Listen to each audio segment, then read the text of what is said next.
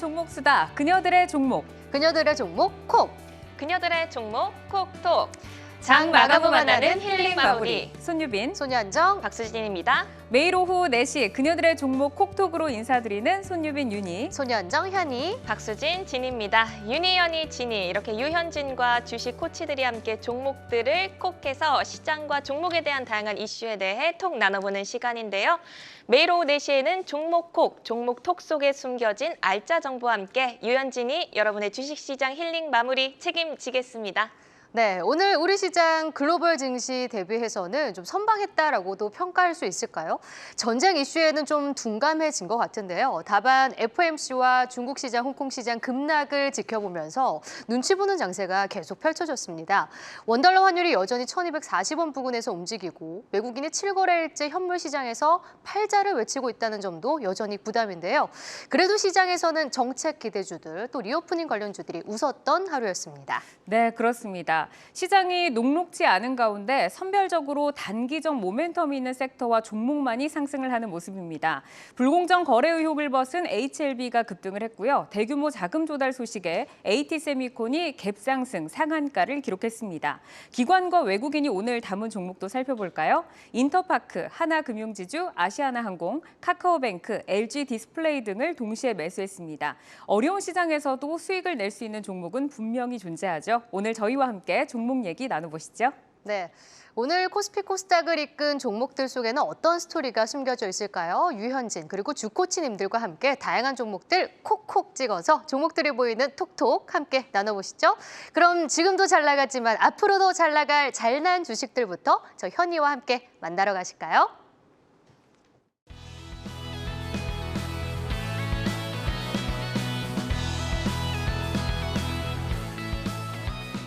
그녀들의 종목 콕톡, 잘주 첫 번째 종목은 대한항공입니다. 새로운 비상, 오늘 항공주들이 날았죠. 대한항공도 최근 4거래일 연속해서 상승세를 이어가는 모습인데요. 환율 급등 등 부담 요소는 있지만 유가 상승 피크아웃 전망과 리오프닝에 더 관심을 받는 분위기입니다. 대한항공에 이어지는 이 멋진 비상 기대해 보도록 하겠습니다. 대한항공에 이은 다음 잘주는 한세실업입니다. 슈퍼사이클이 오고 있다. 의류 OEM 업체들이 오늘 급등세였는데요. 최근 수주 증가와 판가 인상에 긍정적인 영향을 주는 모습입니다. 슈퍼사이클의 시작과 함께 주가도 상승 사이클로 본격 진입할 수 있을까요? 오늘의 잘주로 뽑아봤습니다. 잘주 다음 종목은 JW 중해제약입니다. 베일에 쌓여있는 바로 그 제약사, 어제 한양증권은 시장에 잘 알려지지 않는 저평가 제약주로 JW 중해제약을 제시했는데요. 최근 관절염약 약템라가 코로나 치료제 사용으로 확대된다는 소식에 주목받기도 했습니다. 1월부터 시작된 우상향 흐름 지속될 수 있을까요? 그녀들의 종목 콕톡 잘주 다음 종목은 TS 트릴리온입니다. 그래, 머리카락은 소중하니까. 안철수 인수위원장이 후보 시절 내세운 탈모약 반값 공약 기대감이 반영되는 분위기인데요. 새 정부의 정책 수혜주 찾기가 시장에서 여전히 활발한 모습입니다. TS 트릴리온 잘주로 꼽아봤고요. 또 오늘 잘주 마지막 종목은 SPC 삼립입니다. 밀가격 상승 오케이, 하락도 오케이. 포켓몬빵 열풍의 장중 50일주 신고가를 경신하기도 했는데요. 밀가격 상승에도 하락에도 주가는 앞으로 가고 있습니다. SPC 삼립의 기분 좋은 발걸음 언제까지 지속될 수 있을까요? 잠시 후 살펴보겠습니다. 그녀들의 종목 콕톡 오늘의 잘주 5종목입니다. 대한항공, 한세실업, JW 중해제약, TS 트릴리온, SPC 삼립까지 짚어봤는데요. 이제 주코치님들과 함께 오늘의 종목 콕으로 선정된 잘난 주식 톡 나눠보시죠.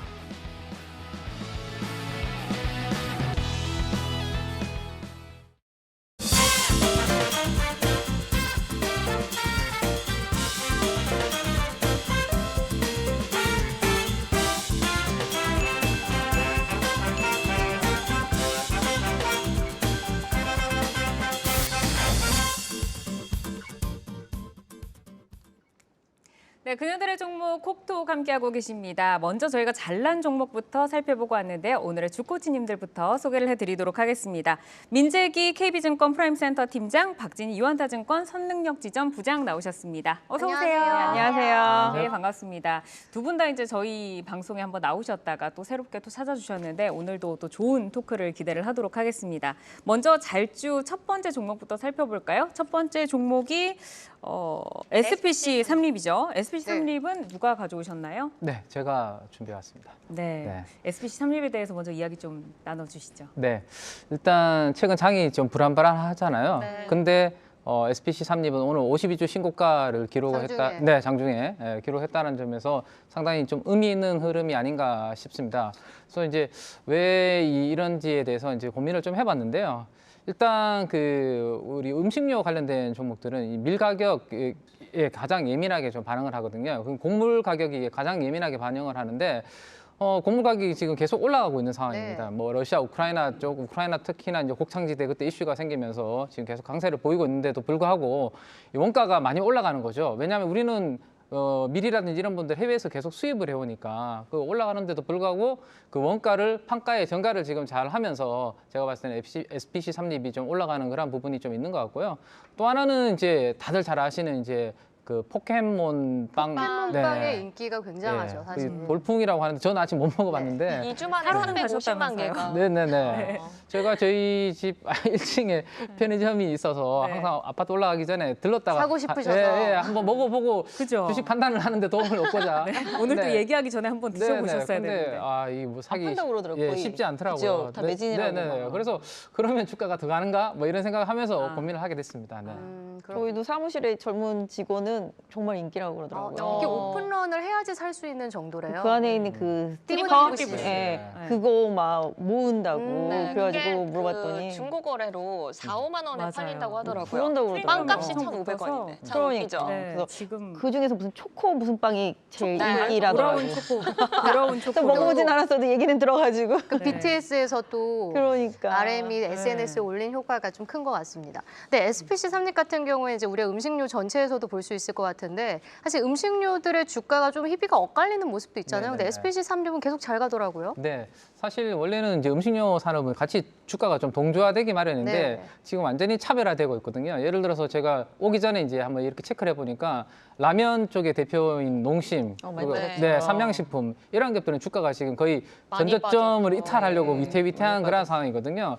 근데 상대적으로 이제 SPC 삼립은 이제 주가가 강한 모습이고 그래서 이 부분을 어디에서 이제 포인트를 찾아볼까 하다가 보니까 방금 우리가 이야기했던 그러한 히트 상품이 일단 하나가 나온 게 있고 또 하나는 이제 상대적으로 라면보다는 이쪽이 경쟁이 제가 봤을 때는 조금 덜 치열한 부분이 있는 것 같아요.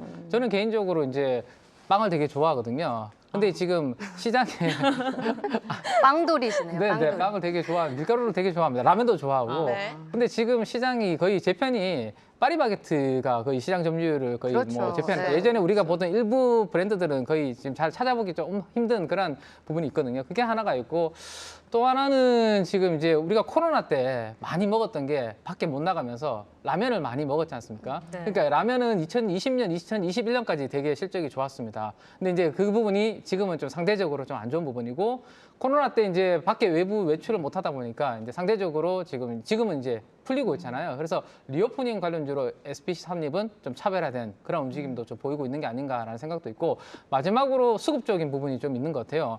이게 기관 투자가들 입장에서도 이제 같은 업종 내에서도 롱숏 트레이딩 그러니까 좀 비싼 거는 팔고 싼 거는 사고 그리고 상대적으로 좋아 보이는 건 사고 또 안 좋아 보이는 건 팔고 이렇게 해서 거기서도 이제 차익을 내는 그런 트레이딩을 많이 하는데 이러한 모멘텀이 있다 보니까 SPC 삼립은 기관 외국인들이 최근에 일주일 동안 계속 사고 있고요. 나머지 음식료 산업 일부 종목들은 숏 매도를 하면서 주가 차별화도 되는 부분도 좀 부분이 있는 것 같아요. 그럴 네. 수도 있을 것 네. 같아요. 부장님 지난번에 하거든요. 보면은 네. 이제 롯데칠성 같은 게 먼저 움직이고 그다음에 이제 하이트질러. 하이트질러가 네, 움직이는데 네. 하이트질러 수급이 지금 되게 좋잖아요. 네, 네, 양매수로 네. 같은 섹터인데 요새 보면 오리온은 저기 정말 맞아요. 코로나 이전 신저가까지 가 있더라고요. 맞아요, 그래서 맞아요. 오리온은 사실 초코파이가 이제 러시아에서도 러시아에서도 좀 많이 인기가 팔고 있다 이제 보니까. 베트남 이런 데서도 많이 팔고 막 이렇게 하고 중국에서도 많이 팔고 네. 그러긴 하는데 사실 생각해 보니까 사실 빵 만드는 회사들은 밀가루도 중요한데 설탕 막 이런 거 되게 많이 중요하거든요. 근데 초코파이가 설탕이 더 많이 들어가나요?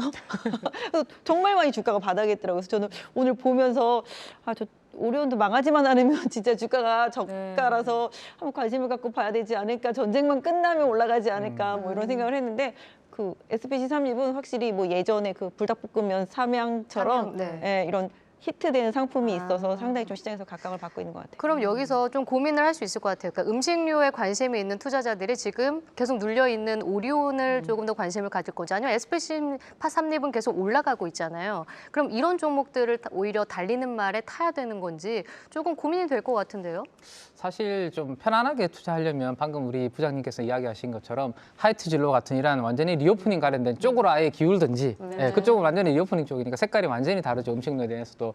근데 이제 그 선택지가 그게 하나 있을 것 같고 방금 말씀하신 것처럼 이제 밀 가격 즉 소매 가격이 가장 핵심이거든요. 이게 떨어져 주면 뭐 방금 말씀하신 과자라든지 라면 업체들한테도 이제 좀 숨통을 틔워줄 수 있습니다. 근데 지금 이건 아직 되게 위의 수준에 있고 또 하나가 이제 우리나라 그 달러 원 환율, 원 달러 환율이 상당히 높은 수준에 있습니다. 그러면 수입하는 데 있어서 당연히 수입 물가 다 비싸게 들어오는 상황이죠. 그러다 보니까 라면 업체들한테는 이게 뭔가 트리거가 없는 뭔가 히트 제품이 나와야 되는데 그것도 뭐 우리가 만들어낼 수 있는 건 아니잖아요. 그렇죠? 그러다 보니까 쉽지 않은 상황입니다. 그래서 음식료를 지금 만약에 내가 딱 투자를 한다면 오히려 리오프닝에 완전히 딱 돼 있는 뭐 하이트 진로를 사시는 것도 괜찮고요. 아니면 SPC 삼립 같은 경우는 가지고 계신 분들은 저는 오히려 조금 더 증설 이슈가 만약에 결정 나면 한 번 더 모멘텀이 있을 것 같거든요. 그래서 뭐 가져가 보시는 전략. 근데 SPC 삼립을 만약에 사고 싶다. 그러면 이제 조정을 오히려 조금 기다렸다가 사시는 것도 괜찮을 것 같아요. 그러면 네. 포켓몬빵 열풍이 계속 된다고 보시는 거예요? 아, 이게 사실 제가 안 먹어봐서 그리고 사실 저는 이제 이게 90년대생들이 주로 많이 그거를 요새 그런다고 얘기하신다 그러면 하더라고요. 네. 사실 제가 앞에 저희들인데? 숫자가 완전히 저희들이에요. 이게 16년대 아, 저희도 네. 한 번도 네. 근데 네. 못 네. 사먹어요. 사모님들도 요새 사 먹어요? 그러니까 사 먹고 사 먹을 싶지만 수가 없어요. 오픈런을 할 수는 없으니까 네. 아직 못 먹어봤어요. 그래요? 그래서 저는 네. 그 주가에 대해서 좀 여쭤보고 싶은데 이게 오늘 장중 52주 신고가를 또 찍었고 계속 좀 갈 거라고 생각을 하시는 것 같아요. 근데 최근에 증권사 세계 증권사에서 EPS도 하향 조정을 그렇죠. 하고 네, 네. 목표 주가에 거의 다 왔거든요. 네, 그래서 맞습니다. 괴리율이 좀 낮은 편인데 더 갈 거라고 보세요, 정말? 아, 이게 사실 그 증권사 애널리스트 분들하고 저하고 조금 다르신 것 같긴 해요. 왜냐하면 제가 여기 오면서도 저희 리서치의 음식료 담당 애널리스트랑 통화를 하면서 제가 왔습니다. 제가 뭔가 혹시나 잘못 보고 철저하시네요. 예, 혹시나 망신당하면 안 되기 때문에. 근데 저희 음식료 섹터 담당 애널리스트 분도 조금 갸우뚱하시더라고요. 예, 제가 이렇게 이야기한 부분에 대해서 말씀드리니까 왜냐하면 사실은 올해 곡물 가격이 안정이 돼서 이익이 좋아져 있는 사이클로 생각을 했는데 네. 생각과 달리 지금 움직이고 있다라는 거죠. 그래서 실적이 방금 말씀해 주신 것처럼 애널리스트 분들이 생각했던 것보다 실적이 안 나올 수 있는 그런 부분은 충분히 있을 것 같아요. 근데 제 생각에는 주가는 어쨌든 뭔가 꿈과 모멘텀이 저는 필요하다는 생각이거든요. 그래서 증권사 애널리스트 분들이 이야기한 목표 주가와는 거의 붙었지만 과거에 우리가 이제 그 허니버터칩 제가 케이스를 네. 이제 한번 찾아보니까 그때가 한 2015년도 정도였던 것 같은데 그때 못 사서 난리였고 맞아요. 증설해달라고 난리였거든요. 그래서 증설하고 난 다음에 그때부터 3배가 올랐더라고요. 그래서 뭐 물론 그렇게 주가가 똑같이 3배가 된다. 올랐다는 네, 거죠? 주가가 그렇게 똑같이 된다라는 건 아니지만 이게 혹시라도 추가적으로 계속해서 이슈가 되고 그다음에 충분히 판매 가격에 증가하는 움직임이 나타날 수 있다면 그리고 SPC 삼립은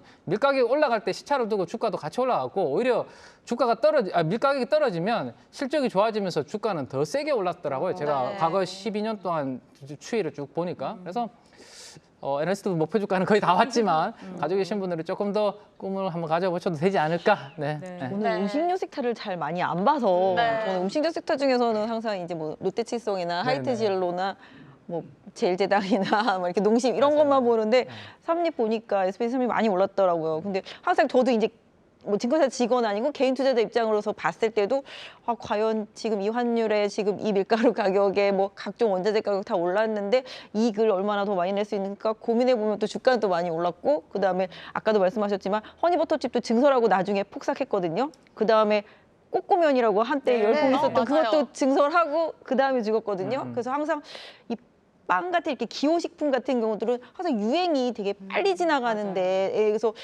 그 MZ 세대들은 실증 금방 나나요? 그렇죠. 그런 편이죠. 그러니까요. 빨리 네. 잠깐 그러다가 스쳐 지나갈까봐 맞아요. 그런 게 또 예, 이렇게 또 그런 게 이렇게 될까 조금 봐. 약간 우려스럽긴 네. 하더라고요. 근데 이제 애널리스트 얘기가 나와서 말인데 사실 이제 제도권에서는 좀 신사업이나 사업 다각화 이런 거 조금 좋아하잖아요. 근데 이제 SPC 산립이 투자함에 있어서 좀 유행에 빨리빨리 좀 대응을 하는 기업이기도 하고 네. 또 그 정관을 이번에 변경을 하면서 사업 목적에 추가를 했는데 건강기능식품을 추가를 했어요. 네네네. 그리고 또 온라인이라던가 뭐 파리바게뜨에 가면 뭐 짜장면도 판다라고 네네네네. 저번에 또 염승환 이사님 말씀을 해주셨는데 이렇게 신사업을 조금 이렇게 좀 펼쳐나가는 느낌이거든요. 이런 것도 조금 반영이 될 수 있을까요? 이 포켓몬이 식더라도. 네, 그래서 이제 부장님이 말씀하신 약간 걱정되시는 부분들이 회사도 다 알지 않겠습니까? 이게 영원한 건 없거든요, 히트 상품이. 예, 그런 부분들을 위해서 이제 사업다가 돈을 번 걸 가지고 다른 사업에다가 투자하는 것이 원래 이제 잘하고 있는 거죠. 근데 하지만 방금 말씀하신 건기식 같은 그런 부분들은 제가 이렇게 보면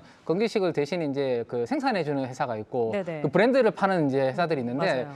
이 부분이 이제 어떤 쪽으로 앞으로 이제 SPC3지 방향을 잡고 하는지를 좀 지켜봐야 되는데 어쨌든 건기식 쪽에서는 히트 상품이 제대로 나와줘야지 그 부분이 회사에 이제 도움이 되는 부분이 있기 때문에 이제 시작을 하고 앞으로 이제 행보는 좀 지켜볼 필요가 있지 않을까. 대신에 그런 부분들은 너무 이제 좀 동떨어진 그런 사업뿐만 아니면 뭐 포트폴리오를 소소 보완해 같은 줄 수 거 있는 좀 먹고 소화시키고 다시 또 빵 먹고 소화시키고. 그래서 빵 먹고 밀가루가- 소주 먹고 빵 먹고. 밀가루가 사실 되게 안 좋잖아요. 이게 몸에 이게 살이 많이 네, 찌고 건강에는 좋지 않죠. 오히려 그 KTNG처럼 담배로 그 망친 그 건강을 홍삼으로 홍삼으로 살려주고 그런 부분이 병 주고 약 주고요. 그리고 좀 전에 달러 그 우리 원달러 환율 이야기를 하신 게 있는데 그 2015년도 케이스를 제가 한번 본 게 있거든요. 네. 그때도 러시아가 극심한 가뭄이 있고 이래서 그 밀 가격이 이런 것들이 막 튀고 이러니까 수출을 제한한 적이 있었습니다. 그때 당시에 어땠는지 제가 한번 보니까 우리나라 환율이 그때도 이제 곡물 가격 막 파동이 일어나면서 환율이 1,000원에서 1,200원 넘게 막 올랐었어요. 그때 SPC 상립은 주가가 같이 올라갔었거든요. 그래서 달러원 환율이 올라갈 때도 뭐 크게 안 좋은 이슈는 없었다. 대신에 말씀해 주신 것처럼 만약에 여기서 곡물 가격이 떨어져주고 원달러 환율이 또 떨어져주면 훨씬 회사한테는 좋은 거죠. 네, 올라갈 오히려 좋아, 때보다는 오히려 좋아. 올라갈 네. 때보다는 떨어져. 오히려 지금 피크라고 생각하면서 시장도 움직일 수 있으니까 가격들이 제품 원자재 가격들이 네. 네, 알겠습니다. 이제 SPC 설립을 저희는 전략을 한번 좀 보여드리기는 했는데 차트상으로 봤을 때도 정배열이 지금 잘 이루어져 있고 또 14일, 15일에 좀 갭상승이 나오기는 했거든요. 목표 주가는 얼마 정도로 조금 잡고 계시면 좋을까요? 네, 그래서 저는 제가 기억으로는 지금 증권사의 그 SPC 삼립을 커버하고 있는 애널리스트분들의 평균 목표 주가는 한 96,000원 정도로 맞아요. 제가 기억을 하고 있거든요. 저는 가지고 계신 분들은 그 이상을 한번 기대해 보셔도 괜찮지 않을까. 한 10만 원대 새로운 가격대 진입을 한번 기대해 보셔도 괜찮지 않을까 생각하고 네. 있습니다. 신규 진입에서는 조금 보수적인 관점 네, 필요하다고 네, 네, 보시는 네. 거죠? 가지고 계신 분들은 한 10만 이상 한번 노려보셔도 괜찮을 것 같고 신규로 진입하실 분들은 저는 오히려 좀 조정을 한번 기다리셨다가 다시 한번 진입하는 것도 괜찮을 것 같습니다. 네, 알겠습니다. 자, 그럼 두 번째 잘난 주식으로 한번 넘어가 볼까요? 두 번째 종목은 대한항공 보겠습니다. 오늘 항공주들이 많이 날았습니다. 오늘 아시아나항공이 강했고 티웨이항공도 셌는데 사실 대한항공의 주가는 조금 아쉬웠거든요. 네네. 오늘 잘난 주식으로 꼽은 이유 맞아요. 있을까요? 사실은 좀 잘나고 싶은 주식이라고 생각을 해요. 네네. 사실은 항공사는 좀 개인적으로 좀 저가 항공사들이 가장 수혜를 많이 본다고 생각해요. 네. 앞으로 뭐 하늘길도 열리고 지금 뭐 이제 입국자 호재가 격리 많아요. 면제도 맞아요. 되고 뭐 그다음에 다 유가도 리오프닝 이제 좀 되고 빠지고. 아시아나도 이제 각국들이 나고야도 갈 그래서 수 다 그렇게 있고. 되면 오히려 좀 저가 항공사들이 좀 더 왜냐면 그동안 대한항공은 화물로 잘 버텼었거든요. 네. 근데 이제 화물 별로 없었던 이제 저가 항공사들이 앞으로 좀 수혜를 많이 볼 거라고 생각을 했는데 괜히 불안한 거 있잖아요. 증자할까 봐. 자금 조달할까 봐. 좀 증자할까 봐. 뭐 사람들이 막 이렇게 제주항공도 사실은 제주항공은 이제 AK가 있으니까 이제 미뤄질 것 같은데 아시아나도 막 살렸더니 혹시라도 증자할까 봐. 그다음에 뭐 작은 회사들 다 증자할까 봐 괜히 불안불안한 거예요. 그래서 이제 대한항공은 그럴 일은 있으려나? 그럴 일은 설마 괜히 좀 덜하지 않을까 그런 거 있잖아요. 지금 약간 불안감이. 시장에 그런 얘기가 있더라고요. 이제 네. 티웨이가 오늘 이제 증자 관련해가지고 네. 오늘 이제 급등이 좀 나왔잖아요. 그래요? 그래서 결정이 난 뒤에 지금 부채 비율이 너무 항공주들이 많이 쌓여 있으니까 맞아요. 결정이 난 뒤에 들어가야 된다. 뭐 이런 얘기 그래서 아무튼 있더라고요. 뭐 여러 가지 그런 부분들이 좀 있어서 사실은 진짜 저가 항공주가 가장 큰 수혜를 본다고 생각하는데 대한항공이 그래도 조금 거의 움직이지 않다가 조금씩 이제 좀 바닥을 잡는 느낌 그런 부분 뭐 아시다시피 이제 아시아나항공이랑 이제 기업 결합도 네. 이제 네, 하고 조건부 승인이 나왔죠. 그다음에 또 러시아 쪽 이제 지금 항공 못 다니잖아요, 비행기. 네. 막혔잖아요. 이런 부분들이 있다 보니까 이제 유럽 항공사들이 동남아시아 쪽으로 뭔가 물류를 할 때 이 러시아 못 지나오니까 불편해지는 부분들이 있잖아요. 그래서 오히려 조금 대한항공이 조금 그런 부분에 있어서도 수혜를 보고 또 이제 운임 같은 부분들도 사실 유가가 많이 올라서 항공주들한테 좀 불편하기는 해요. 네. 사실은 불편하기는 한데 그런 부분들 고려하더라도 운임을 계속 이제 올려서 받을 수 있으니까 그런 부분들로 조금 커버링이 좀 되지 않을까 하는 생각. 그래서 좀 그다음에 이런 부분인 거예요. 리오프닝 되고 이제 어차피 이제 리오프닝 되고 격리 면제되면은 많이 왔다리 갔다리 좀 그렇긴 하다. 수요가 이제 늘어나요. 왔다 갔다 이제 그러니까 여객 수요가 회복이 된다. 네, 여객 수요들이 이제 많이 늘어나다 보니 네. 그러면 이제 항공 쪽, 운송 쪽에서는 확실히 좀 자리를 잡고 있는 대한항공이 거기에 이제 여객 수요 더해지면서 뭔가 좀 시너지를 볼 수 있지 않을까 이런 기대감. 그래서 주가 자체도 좀 많이 못 오르고 빠져 있는 네. 상태라서 한번 골라봤어요. 그래서 지금 제가 봤을 때는 뭐 수급도 괜찮고, 예, 그다음에 뭐 주가도 이제 바닥권이라고 하긴 좀 그렇지만 네. 다른 워낙 저가 항공사들보다는 좀 올라 있긴 하지만 그래도 좀 메리트가 좀 있는 것 같아요. 저는 아시아나 합병 관련해가지고 좀 궁금한 게 있는데 네네. 아시다시피 좀 조건부 승인이 났어요. 네네. 조금 불리한 조건이라고 맞아요. 하더라고요. 맞아요. 중복되는 그 노선 재분배도 네. 이슈가 있는데 네. 사실 10년 내에 맞아요. 중복 노선 그 슬롯을 좀 양도를 해줘야 되는데 네, 맞아요. 이 부분이 수익성에 어떤 영향을 줄지 그쵸. 궁금하거든요. 그래서 제가 저가 항공사들이 더 좋다고 그런 거긴 해요. 네. 왜냐하면 좀 뺏어올 수 있는 룸들이 있잖아요. 그쵸. 그래서 신규 항공사가 이제 취향을 하면은 또 줘야 될 부분들이 생기고 이제 국내 기존의 항공사들이 이제 원하면은 이렇게 배분을 해줘야 되는데 사실 아시아나랑 이제 뭐 대한항공이랑 좀 겹치는 노선들이 되게 많아요. 해외 같은 거 국제선으로 따지면 한 26개 정도, 이제 국내선으로 따지면 한 14개 정도가 좀 네, 겹치고 중복된다 예, 하더라고요. 그 중에서 이제 국내는 한 8개 정도가 이제 경쟁이 심화되면 거기서 좀 어느 정도 좀 뺏겨야 되는 부분들이 분명히 있긴 해요. 그래서 이제 다른 쪽에서 이제 원하면은 이제 줘야 된다. 그래서 이제 그런 라인 배분 같은 거 이제 재조정을 하면서 그런 조건이 붙어가지고서 이제 10년 동안 붙어가지고서 이제 합병의 승인을 받은 거긴 한데 그냥 제 나름대로 생각할 때 그게 만약에 아시아나랑 대한항공이랑 겹치는 부분이 있으면 과연 아시아나 쪽을 놔두고 대한항공 거를 없앨까? 그러지는 않을 것 같은 생각. 네. 오히려 아시아나 쪽을 좀 더 강하게 구조 조정을 할 것 같은 느낌. 노선 조정이라든지. 그래서 대한항공은 조금 피해를 안 보려고 하지 않을까라는 생각. 그다음에 지금 코로나 한 2년 가고 이러면서 경쟁사들이 다 많이 지쳐 있어요. 네. 외국의 뭐 대형 항공사들도 다 마찬가지, 국내 항공사들도 마찬가지. 근데 이런 상황 속에서 더 과연 또 공격적으로 노선을 달라고 이렇게 치고 들어오는 기업들이 과연 생각보다 많을까? 오히려 뭐 적자 노선들도 사실 많았었고 네. 이런 장거리 노선 상당히 좀 많았었는데 저가 항공사들이 그런 장거리 노선까지 치고 들어갈 만큼 지금 여력이 있을까? 네, 이런 없어. 생각을 해보면은 그렇게 생각보다 많이 데미지가 있지는 않을 거다 이런 생각을 좀 해보게 돼요. 네, 그럼- 이제 대한항공 같은 경우는 이제 물류로 그동안 네. 이제 좀 그래도 잘 다져왔고 이런 실적 같은 것들을 근데 보니까는 이제 부채가 저희가 얘기가 한번 나왔잖아요. 네. 증자도 지금 조금 네, 약간 네. 리스크로 있고 근데 그 여행사들 중에서 봤을 때 LCC 중에 뭐 그러니까 여행 업종에서 봤을 때 이런 항공보다는 그냥 여행사에서 또 부채가 낮은 곳이 있더라고요. 참 좋은 여행 같은 데는 거의 뭐 부채가 다른 데는 다 세 자릿수, 네 자릿수 이러는데 7.7%. 네. 그래서 약간 픽으로 꼽는 이제 방송사들도 좀 생기는 것 같은데 이런 쪽으로는 혹시 어떻게 보세요? 그래서 대한항공이라는 조금 대형 종목에 우리가 네. 지금 타야 할지 네. 아니면 이런 작은 종목에서 조금 수익을 극대화시킬 수 있을지. 그러니까 리오프닝 전체에 봤을 때 조금 네, 사이즈가 여행 항공에서. 작더라도 매력도가 높은 종목에 접근을 해야 되는 건지 이렇게 말씀하시는 저는 이제 여행사들도 저는 좋다고 생각해요. 여행사들. 네, 여행사들도 상당히 많이 구조 조정돼 있지 않았습니까? 네, 네, 네. 그래서 지금 살아남은 기업들이 거의 치킨 게임 수준인 것 같아요. 작은 업체들은 거의 다 자본 국내 업체들 네 잠식되고. 많이 죽었기 네. 때문에 물론 그동안 이제 뭐 직원들 임금 같은 경우는 나라에서 이렇게 보조를 해주고 이렇게 했었는데 뭐 하나투어나 모두투어나 이런 좀 대형사들이 오히려 나중에 또 여행사들은 더 뭐랄까 지배력을 더 강화?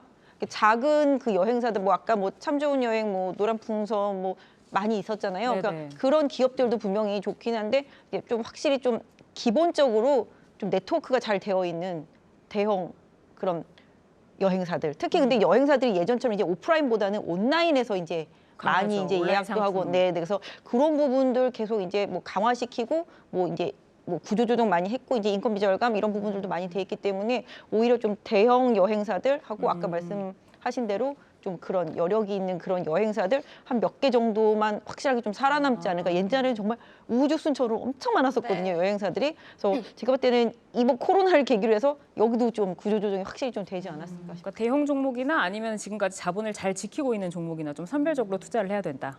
네. 뭐 지금 생각할 때는 그런 것 같아요. 그 기업이 내실이 있는 기업이 과연 중요할 것인가, 아니면은 지금 이 코로나가 끝났을 때 확실히 확장력이 있는 기업이 좋을 것인가, 이렇게 고려해 보면 시장은 과연 어떤 기업을 선호할 것 같으세요? 글쎄요. 아무래도 그러니까 저는 구조조정 얘기가 나와서 그러는데 사실 그 아시아나항공도 구조조정 얘기가 나와서 오늘 주가가 조금 더 상대적으로 강하지 않았나라는 생각도 들었거든요. 그래서 조금 대한항공의 주가 측면에서 접근을 해본다면 계속 3만 원대에서 막혀 있다라는 생각이 들어요. 맞아요. 그러니까 이게 주가가 가볍게 날아가지 못하는 이유가 어디에서 찾을 수 있을까라는 생각은 좀 해보셨나요? 아까 그거죠. 기존에 너무 좋았어. 기존에. 그래서 더 이상 더 업그레이드가 되려면 뭔가 확실한 게 있어야 되는데 그 확실한 게 아직 없고, 저기 저가 항공이라든지 아시아나항공 같은 경우는 다 망해가다가 이제 살아날 기회가 생겼으니까 뭔가 더 그러니까 서프라이즈한 리오프닝 거. 수혜를 상대적으로 적게 받는 건가요? 그렇죠. 그러면? 그러니까 서프라이즈한 부분들이 더 저가 항공이라든지 더 이제 재무적으로 안 좋았던 기업들한테는 더 기회가 많이 되니까 오히려 그런 항공사들의 주가는 사실 탄력적이죠. 그래서 뭐 제 거를 하라 그러고 뭐 완전 매매를 하라 그러면 오히려 저가 항공이라든지 그런 좀 기회가 있는 그런 기업들을 선택을 할 것 네, 같은데 네. 뭐 방송 보시는 시청자분들한테 말씀을 드릴 때 제가 생각할 때는 이제 어느 정도 뭐랄까 충격적인 부분들을 조금 더, 앞으로 시장 어떻게 될지 모르잖아요. 맞아요. 제가 보니까 중국이 지금 러시아 밀어준다고 막 아까 그러더라고요. 그렇죠. 보니까. 그래서 오늘 홍콩 증시가 그렇게 급락한 거예요. 무서워 죽겠어요. 이거 어떻게 되는 건지 진짜. 그러니까 하방을 잘 버틸 수 있는 종목을 이제 말씀을 드린다. 오히려 네. 그다음에 아까 말씀드린 대로 이제 화물로 잘 버텼으니 이제 리오프닝 되면서 수요만 늘어나면 좀 더 탄탄하게 안정적으로 갈 수 있지 않겠냐, 이런 생각을 알겠습니다. 팀장님은 어떻게 보세요? 대한항공. 대한항공은 말씀을 많이 해주셨기 때문에 오늘 아까 조금 전에 아시아나항공이 상대적으로 탄력이 네, 강하다고 네. 거의 더 하셨잖아요. 갔어요. 그래서 그 부분에 대해서 간단하게 부연 설명을 좀 드리면, 아시아나항공을 과거에 이제 주가랑 그 수급 데이터를 한번 비교를 해보시면 아시아나항공은 주로 이제 사모펀드 쪽에서 주로 트레이딩을 많이 하는 네. 부분이 경향이 있어요. 그래서 사모펀드에 따라서 아시아나 주가는 좀 움직이는 부분이 있는데, 오늘 보면 사모펀드랑 투신에서 집중적으로 한 방향으로 같이 움직이는 모습이 좀 있거든요. 그래서 제가 봤을 때는 아마 특정한 한두 곳에서 아시아나항공은 좀 수급이 많이 좀 비어져 있는 빈집이다 보니까 그런 트레이딩을 좀 하고 있는 것으로 생각이 되고요. 또 하나 제가 이제 말씀하시는 동안 하나 체크를 해보니까 네. 그 항공 쪽에서는 대한항공이 부채 비율이 지금 한 300% 정도 300%. 되고, 참 좋은 여행이 여행 쪽에서는 7%로 네, 가장 낮은 가장 편이거든요. 그래서 낮더라고요. 자금 조달을 되고 걱정을 하셨으니까 대부분 많은 투자자분들이 그런 부분 걱정하실 것 같아요. 그래서 여행 쪽에서도 사실 최근에 이슈가 좀 있었잖아요. 자금 조달 관련된 몇 개 회사들이. 모두 투어. 그래서 참 좋은 여행이 그러한 부분들에서 좀 자유로운 여행사일 가능성이 있다라는 거 생각하시면 되고, 항공 쪽에서는 TA 항공이 이미 자본 조달했기 때문에 먼저 매를 맞았죠. 그래서 네. 오히려 얘가 이제 좀 자유로울 수 있다라는 부분이 있고, 공항 항공 쪽에서 조금 생소하지만 부채 비율이 상당히 낮은 회사가 하나가 있습니다. 한국공항이라는 맞아요. 회사가 있습니다. 이 오늘 부채 비율이 좋더라고요. 지금 보니까 46% 네. 정도밖에 안 되거든요. 네, 네. 사실 이 종목은 근데 되게 가치주 스타일입니다. 맞아요. 시장에서 별로 관심도 맞아요. 없고, 근데 상당히 안정적이죠. 왜냐하면 별로. 공항이 열리게 되면 이 한국공항은 주로 이제 급유 서비스라든지 기내 우리 이 기내식 있잖아요. 뭐 음식료라든지 이런 부분들을 담당을 하고 있거든요. 그래서 이쪽이 살아나면 부채 비율도 낮고 앞으로 리오프닝 돼서 좋아질 수 있는 그런 좀 안정적인 대상이 될 수 있다. 다만 조금 소외되어 있는 가치주다. 이런 거 참고하시면 될 것 같습니다. 그런 것도 많이 고민해봐야 될 것 같은 게, 올해 같은 경우는 사실 보면은 외국인들이 시장에 별로 들어오지도 않고 너무 시장 빠졌죠, 대형주들은 다 물려가지고 힘들어서 맞아요. 오히려 좀 중소형주 네, 단에서 네. 네. 탄력성이 더 있는. 네, 정말로. 그리고 그런 회사에서 아까도 말씀드렸지만 가치가 있고 실적이 딱딱 잘 나오는 기업들이 오히려 주가가 상승률이 더 움직이기가 좀 높을 가볍고. 가능성이 높아요, 네. 올해 같은 이 경우. 한국공항 같은 경우는 사실 땅도 많거든요. 네. 네, 그 김포공항 주변에 다 보여요. 한국공항 거예요? 자산 가치가. 그래서 자산 상승 많이 가치주라고 보통 했겠네요. 옛날부터 계속 이야기를 하고 있죠. 네. 그런 경우에는 거의 뭐 땅값이 시총을 상회하는 경우도 그렇죠. 있더라고요. 그런 게 맞아요, 수도 있고, 맞아요. 지금 같은 이제 인플레이션 구간에서는 오히려 이렇게 자산을 많이 가지고 있는 회사들은 또 유리할 수도 있는 부분도 있습니다. 알겠습니다. 오늘 이렇게 한국공항과 그리고 또 아시아나 뭐 TA항공 저희가 다 짚어봤는데, 그렇다면 이제 대한항공의 가격적인 매력 어떻게 좀 투자 전략으로 삼아야 할지 짚어주시죠. 뭐 사실은 뭐 바닥권이라고 생각은 해요. 예, 그래서 주가가 잘 가면은 항상 한 4만 원 네. 정도. 3만 원을 좀 지금 쉽게 3만 원만 뚫었으면 뚫어주면 좋겠어요. 되는데. 그래서 예전에 진짜 잘 갔을 때 한 8만 원 갔었거든요. 맞아. 예, 그래서 지금 상태라면은 조금 하방에서 변동성을 보일 때 조금 모아두시면 안정적으로 본다라면은 이제 아주 많이 갈 것 같지는 않지만 일단은 아주 시장이 뭐 나이스해지고 그다음에 뭐 전쟁 리스크 없어지고 경기 좋아지고 환율 안정되고 사실은 넘어가야 할 길이 환율이 높으면 항공주들은 안 좋아요. 그죠. 왜냐하면 다 리스비 같은 경우가 다 이제 달러로 맞아요. 지불되기 때문에 빚도 늘어나는 부분, 그 다음에 또 달러 가치가 너무 강하면은 원화 가치가 약하기 때문에 여행도 잘 대신에 외국인들은 올 수 있겠지만 국내에서는 밖으로 못 나가니까 이런 부분들이 많이 있어서 부담이 있는 편이에요. 그렇긴 하지만 한 4만 원 정도 목표가 뭐 이 정도 일단은 좀 생각해 보시면 좋을 것 같아요. 네, 알겠습니다. 이렇게 대한항공 투자 전략까지 저희가 이야기 나눠봤는데요. 그녀들의 종목 콕톡, 지니의 리포트 콕으로 잘주 종목 한 번 더 보겠습니다. 오늘 발표된 따끈따끈한 리포트인데요. 먼저 얘기 나눠봤던 대한항공입니다. 조건부 승인이 단기간에 미칠 영향은 미비하다라는 제목인데요. 경쟁 제한성 때문에 아시아나와 대한항공의 합병을 공정위가 조건부 승인으로 최종 결론 냈죠. 일부 노선의 출혈은 불가피하지만 출혈의 실질 주체는 아시아나항공의 구조 조정으로 예상했습니다. 박진희 부장님이 말씀을 해주셨죠. 대한항공 플러스 알파라는 구조적 레벨업 공식에는 이상이 없다고 설명했네요. 투자 의견 매수 목표 주가 36,000원을 제시했습니다. 네, 계속해서 한세실업입니다. 매수하지 않을 이유가 없다. 상당히 매력적인 제목인데요. OEM의 우호적 업황, 미국에서의 의류 판매 강세에 힘입어 2022년 매출 1조 9,841억 원, 영업이익은 1,401억으로 예측했습니다. OEM 최선호주로 한세실업을 꼽았으며 투자 의견 매수, 목표 주가 4만 원을 제시했습니다. 네, 이렇게 오늘 잘주로 선정된 대한항공 한세실업 만나봤는데요. 앞으로도 종목들의 따끈따끈한 리포트 전해드리는 지니의 리포트 콕 많이 기대해주세요. 네, 잘 만나봤습니다. 자, 이제 우리의 유튜브로 미주님들의 의견을 조금 살펴보도록 할게요. 지금 실시간으로 유튜브에서 많은 채팅이 올라오고 있는데 아이디 제시카님이 포켓몬빵 맛있나요? 한 먹어봐야겠어요 했는데 꼭 성공하시기를 바라겠습니다. 그리고 이제 아이디 김용신님이 홍콩은 지수가 반토막, 나그네님도 홍콩이 오늘 바닥 찍으려나 하셨어요. 네. 진짜 무섭게 빠지더라고요. 너무 진짜 많이 바닥 찍고 빠져요. 올라가야 5% 넘게 되는데. 빠지는 거 공포스러울 있어요. 정도로 많이 너무 빠졌어요. 많이 빠졌어요. 그리고 아이디가 떡락한다고 했잖아. 아, 아이디가요? 내가 떡락한다고 했잖아. 숏을 이거예요. 치시는 분이신가? 지금 빼셨나? 아니 인버스?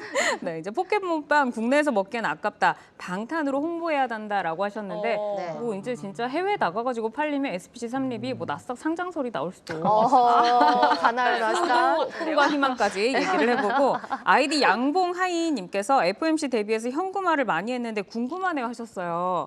이분은 정말 찐 고수로 인정을 하겠습니다. 지금 이제 FOMC를 앞두고 사실은 그 현금을 보유하고 있는 네. 사람들은 잡을 게 너무 많은 부럽네요. 시장이잖아요. 네, 참 부럽죠. 네. 네, 알겠습니다. 이렇게 이제 잘주 못주에 대한 의견들 여러분들 계속해서 남겨주시고요. 저희가 이제 잘주 살펴봤고 이제는 어떤 주식들이 조금 잘주로 변화할 수 있는지 못주를 만나보러 가겠습니다.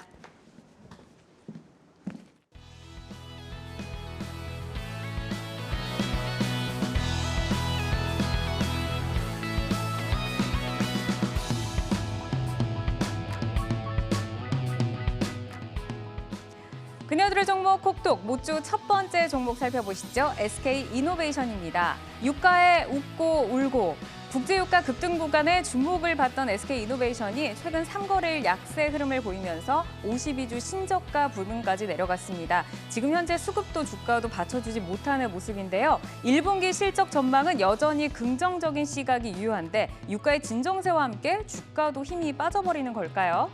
SK이노베이션에 이은 다음 못주 살펴보시죠. 이 종목은 FNF입니다. 끝이 보이지 않는다. 중국에서 코로나 확진자가 다시 폭증을 하면서 선전시 락다운 소식에 중국 소비주들의 충격이 연이틀 이어지고 있습니다. 중국 소비주 중에서도 FNF의 하락이 가장 짙은데요. 오늘 자사주 매입 공시가 나왔지만 주가는 반응하지 않고 있습니다. 중국 소비주들의 돌파구 어디에서 찾아야 할까요? 그녀들의 종목 콕톡 다음 못주는 비오입니다. 관심은 다시 펀더멘탈로. 이베스트 투자증권은 디오에 대해서 최대 주주 변경이 완료된 만큼 시장의 관심은 펀더멘탈에 집중될 전망이라고 분석을 했습니다. 목표 주가 44,000원을 유지를 했는데요. 오늘 주가는 장중에 반짝 빨간불을 켜내기는 했지만 보합을 지키기 어려웠습니다. 향후 펀더멘탈 플레이 가능할지 지켜봐야겠습니다. 다음 모주는 삼성전자입니다. 16일 주총 명예회복 시작되나 주총을 하루 앞두고 긴장감이 고조되고 있는 삼성전자입니다. 오늘도 주가는 파란불인데요. 어제 잠시나마 외국인이 50만 주 매수에 나섰지만 오늘 또다시 등을 돌렸습니다. 내일 주총이 명예회복의 시발점이 될 수 있을까요? 삼성전자에 이은 오늘의 마지막 모주는 LG전자입니다.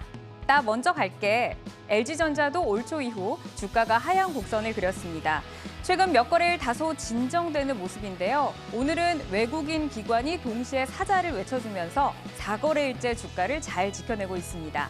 전일 세계적인 로봇 과학자 데니스 홍을 자문으로 영입을 했죠. 로봇 AI, LG전자의 잘주 변신을 기대해봐도 좋을까요? 그녀들의 종목 콕톡, 오늘 모주로는 SK이노베이션, FNF, 디오, 삼성전자, LG전자를 만나봤습니다. 지금 잠시 못나게 보일 뿐 어떤 모멘텀으로 상승 날개를 펼칠 수 있을지 힐링 토크 나누러 떠나보시죠.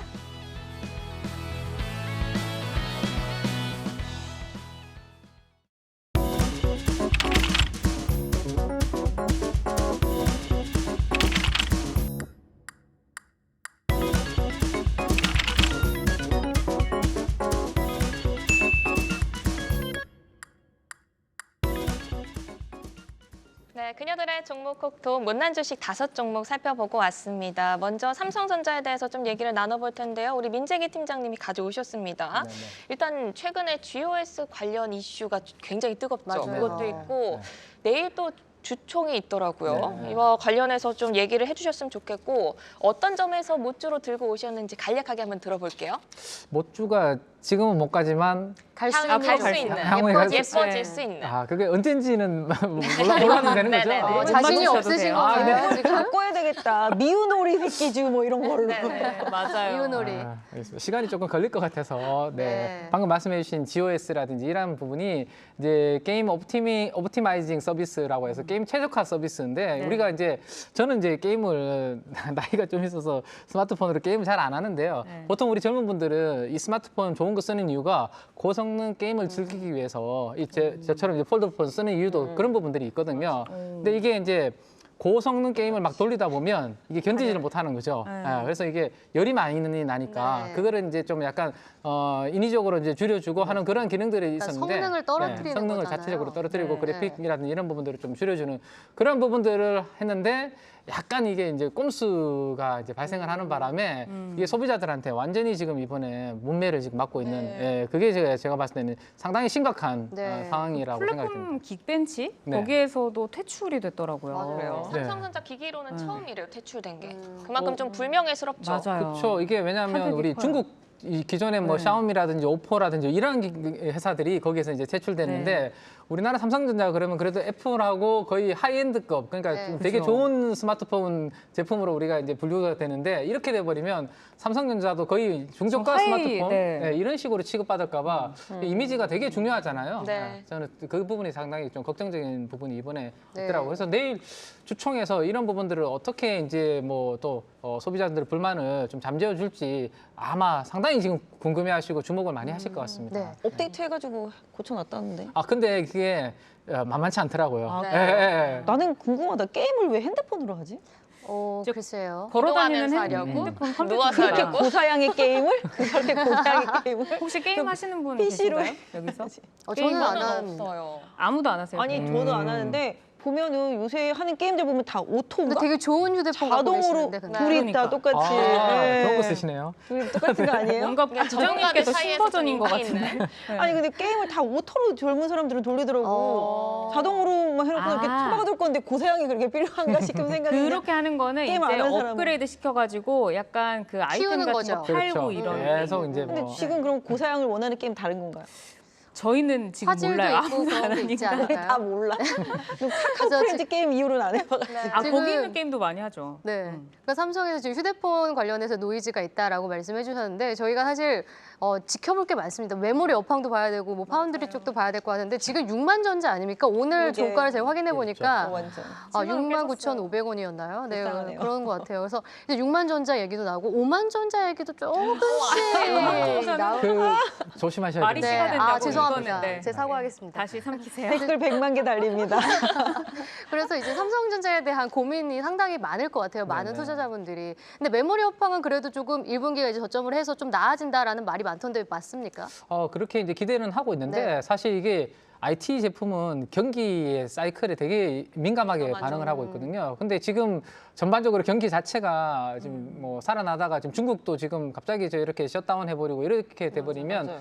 중국의 소비가 줄어들고 소비가 줄어들면 당연히 이제 경기 침체될 수밖에 없고 전반적으로 이 사이클이 같이 맞물려서 돌아가기 때문에 생각했던 것보다 또 반도체 또 회복이 조금 더 딜레이 될 수 있는, 늦춰질 수 있는 그런 부분들도 있을 수 있는데 사실 삼성전자의 이익의 핵심은 사실 스마트폰 쪽은 아니잖아요. 네. 오히려 반도체 쪽이 핵심이거든요. 그래서 반도체 쪽까지도 이러한 여파들이 미칠지 그 부분은 조금 더 사실은 좀 더 체크해봐야 될 부분인 것 같고 스마트폰은 사실은 그냥 이제 뭐 어느 정도 약간의 캐시카우 역할을 해줬는데 네. 폴더블 폰이 이제 하반기에 저희 거보다 한 단계 더 이제 좋아지는 게 이제 하반기에 나올 또 거거든요. 나오는 거예요? 예, 또 나오죠. 네. 4가 나오나 보네요. 예, 4가 나오는데 사실 그때까지 이 발열 문제를 잡아주면 제가 봤을 때는 좀 괜찮아질 수도 있을 것 같아요. 많이 뜨겁나요? 네. 핸드폰? 근데 저도 이제 이렇게 켜놓고 하면 저는 게임을 안 해서 그런지 네. 불편한 거 저는 전혀 못 느끼겠거든요. 네, 네, 그죠. 저도 저는 갤럭시 쓰는데 폴더블이거든요. 네네. 안 뜨겁더라고요. 그러니까요. 어. 네. 근데 게임을 많이 하면 당연히 많이 돌아가니까 뜨거울 수밖에 그리고 이제 없으니까. 배터리가 너무 빨리 빨리 네네. 닳지. 네네. 그러니까 이제 네. 제한을 걸어놨는데 이제 유저들이 싫어한 거지. 그쵸. 네, 되게 불만이 굉장히 많아요. 네네. 그리고 애플의 그 배터리 게이트 있었잖아요. 그것처럼 되는 거 아니냐 이런 그렇죠. 의견도 있거든요. 왜냐하면 그때 집단 소송을 해가지고 실제로 1,260억 원 정도를 물어줬대요. 네, 이거에 대해서 또 리스크가 있을 것 같아요. 있죠. 그냥 네. 넘길 수 있는 문제가 아닌 것 같아서 네. 조금 우려되는 부분이 네. 있거든요. 그래서 저는 이제 아직까지는 시간이 남아있기 때문에 그 남아있는 시간 동안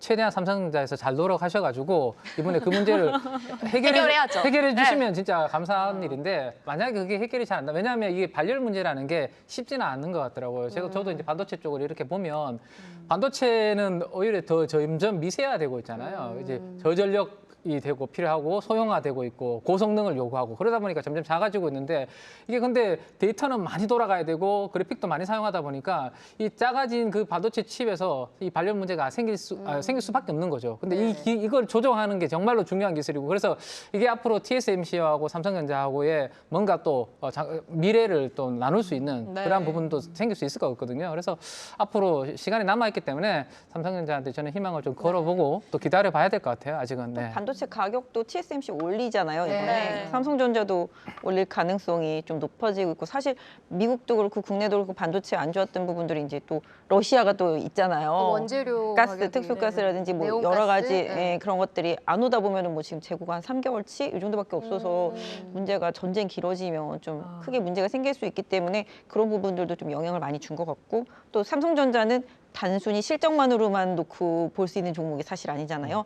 던졌다 하면은 삼성전자잖아요. 외국인 입장에서는. 수급이 지금 또 그러니까요. 네. 그래서 이머징 시장 쪽에서 돈을 빼기 시작하면은 뭐 대만, 뭐 인도, 우리나라, 뭐 중국 이런 쪽으로 다 빼니까 네. 기본적으로 우리나라 뭐 1번이니까 네. 시총 1위니까 그쪽을 좀 매물이 많이 나와가지고서 더 힘든 부분들도 일편 더 많이 있는 것 같아요. 사실 뭐 아까 말씀해주신 대로 스마트폰이 삼성전자 이익에서 차지하는 부분이 그렇게 크지는 않은데 뭐 그런 부분들 고려해봤을 때는 반도체 업황 아까 말씀하신 대로 한 2분기 때 이제 돌아오는 부분들, 그다음에 이제 매물 가격 이제 올리는 부분들 이런 부분들 좀 많이 중요할 것 같고 외국인 매도 많이 줄어드는 부분들 이런 수급적인 부분이 가장 중요한 것 같아요. 수급은 좀 빨리 안 돌아올 것 같긴 한데 전일에 이제 폭스콘 관련해서 애플이 이제 그런 게 좀 이슈가 있었잖아요. 그렇죠. 그래서 저는 이게 또 삼전에 호재가 되지 않을까 했는데 오늘도 눌렸어요.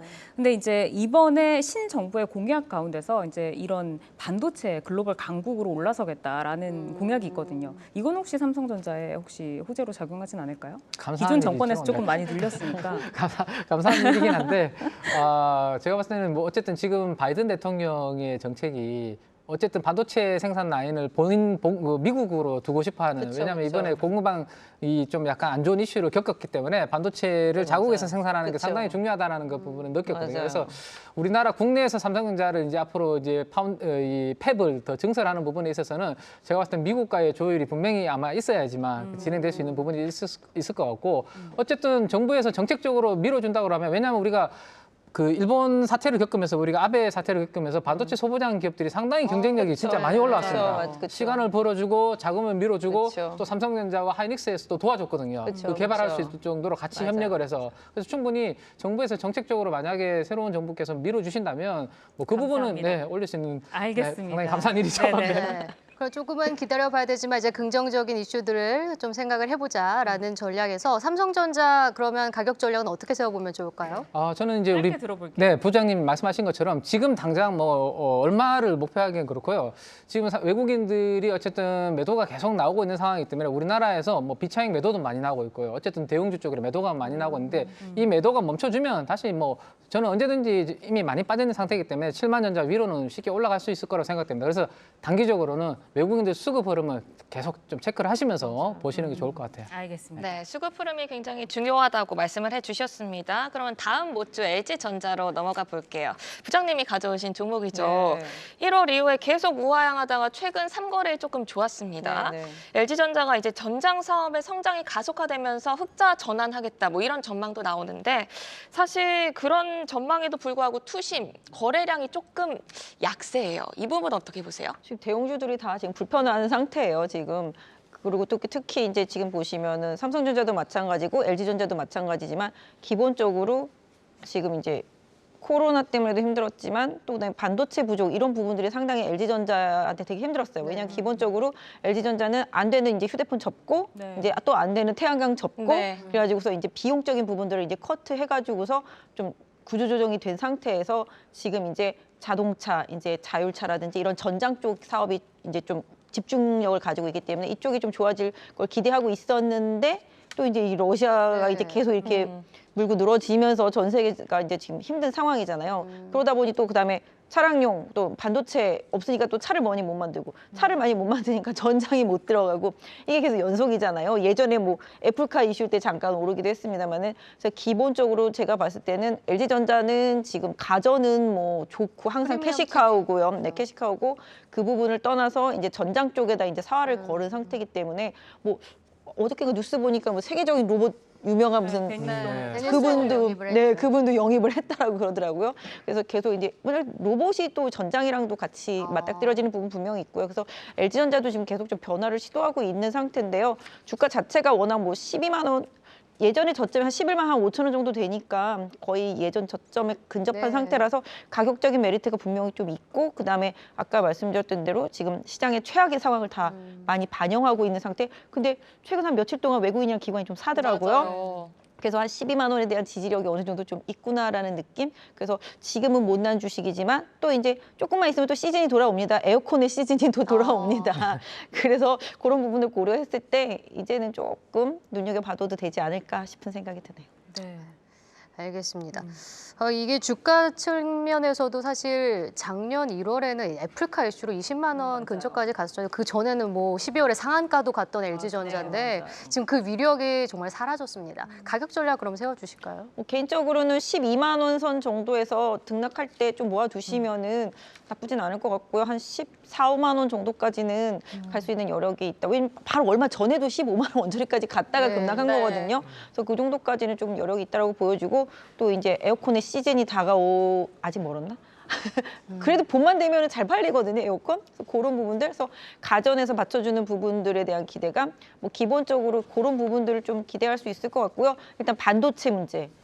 자동차 이런 부분들만 잘 팔리기 시작하면 어떤 면에서 보면은 현대차가 잘 나가기 시작할 때 그럼 같이 삼성전자가 또 반도체를 잘 공급해주고 뭐 코로나가 좀 줄어들면서 이제 반도체 이런 부분들이 좀 풀리기 시작하면은 LG전자는 현대차랑 거의 같은 방향으로 움직일 가능성이 높다. 이렇게 좀 보실 수 있을 것 같아요. 알겠습니다. 한때는 우리 시장에서 삼성전자, 뭐 LG전자, 현대차 정말 잘 나갔었는데 네. 지금 이렇게 또 못난 주식으로 만나고 있다니 조금 안타까운 생각이 듭니다. 오늘 함께해 주신 주코치님 두 분 고생 많으셨고요. 민재기 KB증권 프라임센터 팀장, 박진 유한타증권 선능력지점 부장과 함께했습니다. 좋은 말씀 고맙습니다. 감사합니다. 네, 돈이 보이는 종목 수다. 여러분들이 궁금해하는 종목과 시장 상황에 대해서 저희는 매일 오후 4시에 찾아옵니다. 네, 내일도 저희가 미주 여러분들 스마일 할 수 있는 그런 전략들 생겨서 가져오도록 하겠습니다. 네, 장 마감 후 만나는 힐링 마무리 유현진 만나러 내일 꼭 들려주세요. 미주 여러분. 내일 만나요. 안녕. 안녕. 안녕. 인사해 주세요.